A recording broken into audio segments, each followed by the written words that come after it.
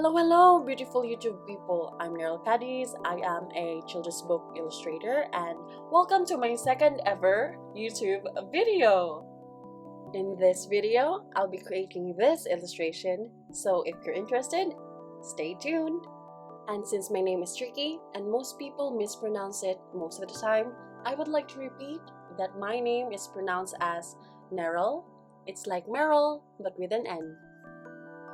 So now, let's get into the video. As you can see, I am starting with my sketch.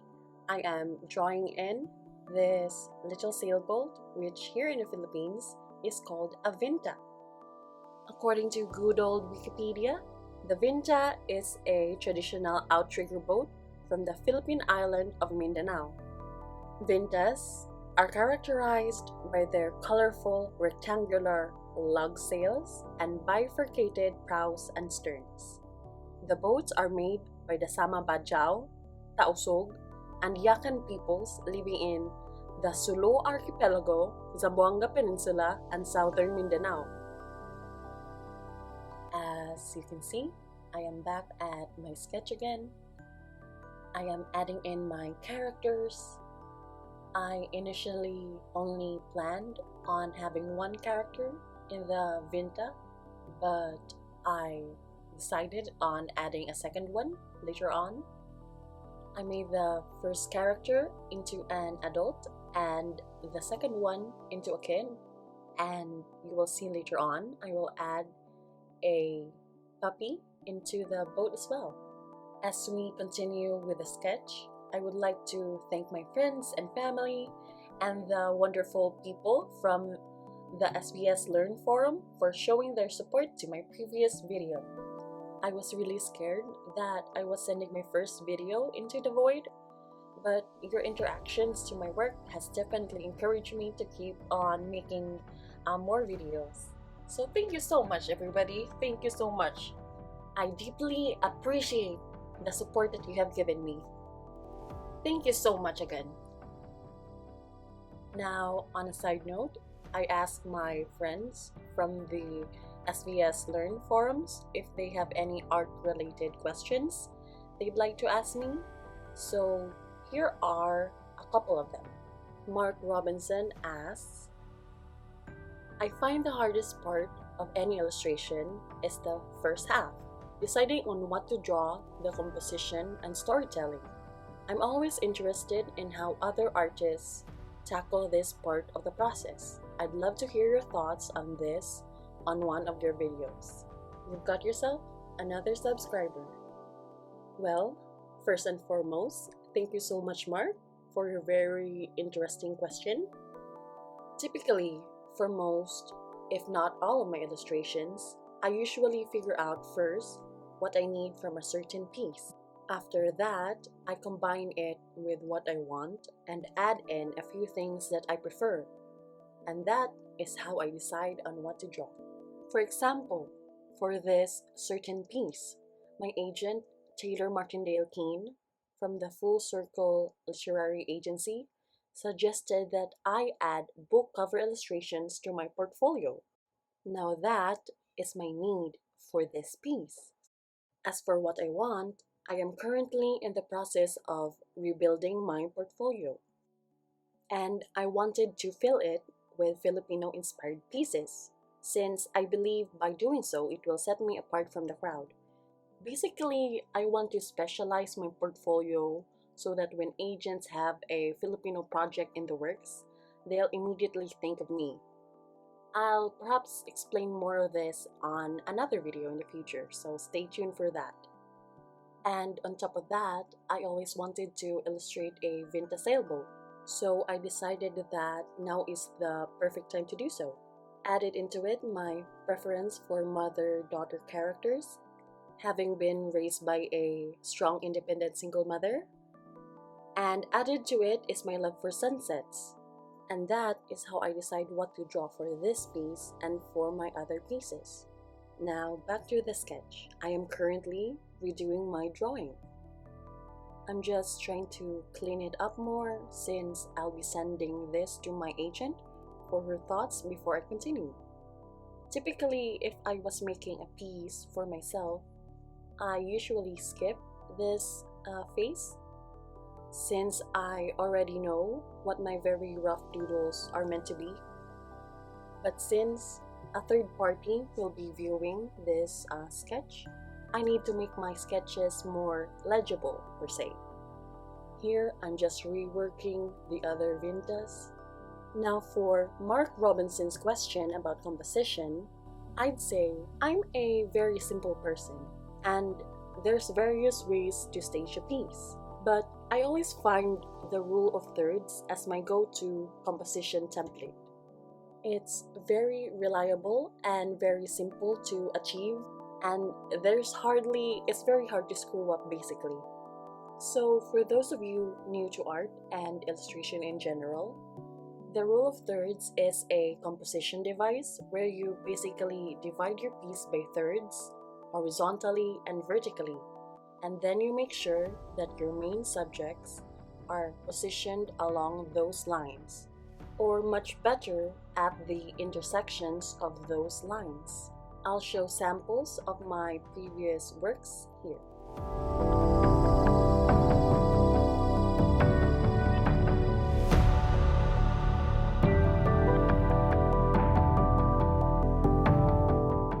As you can see now, I have started with my color composition. I'm just playing around with the colors, applying it roughly and just trying to see which colors fit my vision better. In my mind, I already envisioned this as a sunset scene, but I wanted to experiment with a dawn setting, as you can see here with the blue sky. However, I changed it back into sunset and use more yellows, oranges, and pinks and purples, as you can see here. And here you can see me adding the color for our characters. It was a very straightforward process for me. Since everything is already so bright in value, I immediately knew that I wanted my characters to have a darker color or value in order to stand out against the light background. And I think I already stated this in my previous video, but for anyone new here or are new to art, when you say value, it pertains to the lightness or darkness of our colors. As you can see here, I'm just adding more colors to the piece. And I think I was trying to figure out how the waves will look here. I don't think I came to a consensus though, since I really struggle painting water because of how random it is. However, I did settle on something down the line, which you will see in a bit. By the way, I failed to mention, but after completing the sketch, I showed it to my agent and she approved. So now I am starting my final color stage. So I began by coloring the whole canvas yellow. By doing so, I am ensuring that I only use colors that work well with this yellow undertone, hence achieving a more cohesive color palette. I know I already decided on my colors at the color composition stage, but I sometimes choose new colors during the actual coloring stage, and this yellow undertone will help me stay on track basically. And now I've started coloring in the characters. As you can see, I've started with the girl and then the puppy, and now I'm coloring in the mom. Also, if you're wondering why I keep on switching back to my color composition, it's because I'm picking the next colors that I'm going to use from that layer. My deepest apologies to those of you who are uncomfortable with strobing lights. I really need to fix this bad habit of mine. Like, I'm really sorry, guys. I'll definitely work on this. You can count on that.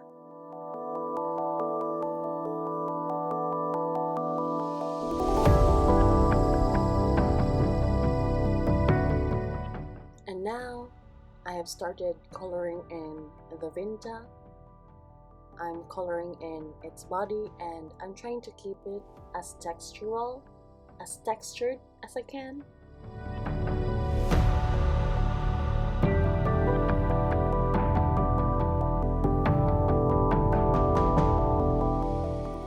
Here I am starting to color in the sails.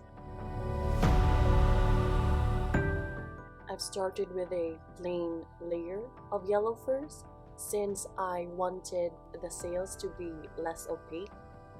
Given how I apply my colors, the texture makes my object seem see-through. So to combat that, I use multiple layers or multiple passes of colors. I definitely had this problem before, where it looked like my characters were wearing see-through clothes, because you can still see their body and skin underneath their clothings due to my very textured brushstrokes. I definitely had to retouch a few pieces because of that. From that point on, it's definitely one of the things I watch out for in my work.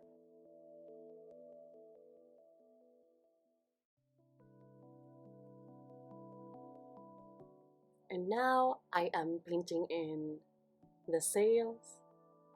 My color palette for this piece is indeed very analogous, given my use of yellows, oranges, and reds. Or I guess some can also argue that it's very complementary, given that I use a lot of purples, pinks, and blues. If any of you wants me to talk more about color theory, please leave a comment below, and I might make a video about it in the future.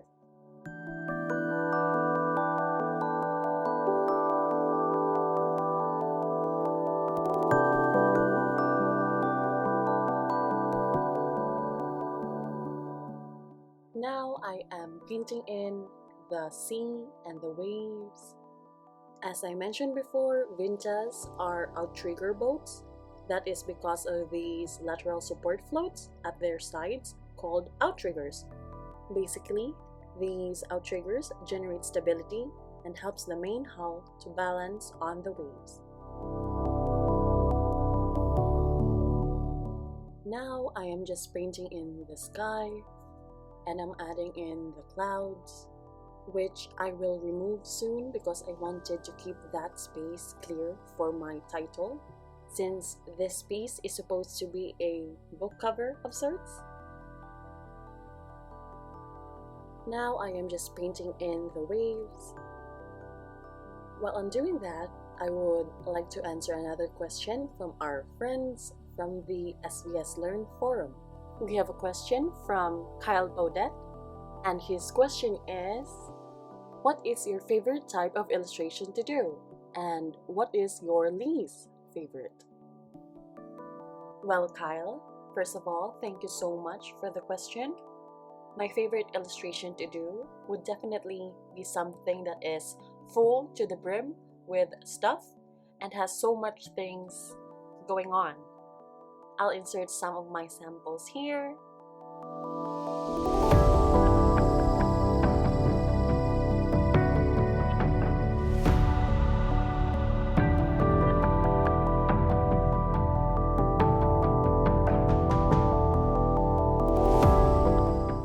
I just love painting in all the knickknacks. Whenever I paint in all the little details, I just get lost in the process, and it's almost like a meditation for me.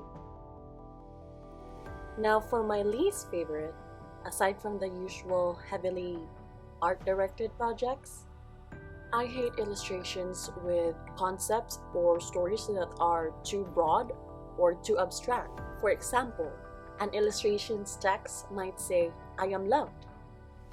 That seems simple, right? It seems like all you have to do is draw a kid being hugged by their parents, perhaps. But here comes the catch. I don't want to draw cliche scenes. So that should be simple, right? No problem. There's millions of ways to show love. And that right there is the problem. There are so many choices that you could get confused on which is the best one. I may make up my mind and pick one. But there's always a voice, there's always going to be a voice in my head that wonders if I made the right choice, if perhaps there's a bit better option out there. And it kills me inside. And that's the main reason why I don't like them. Also, sometimes they can be very abstract that I just don't know what to draw. Like, for example, this text, I am enough. How do you draw that? How do you draw that? I don't know, guys. I think I'm just too stupid for, for these type of illustrations. They're just not for me, and that's why I don't like them.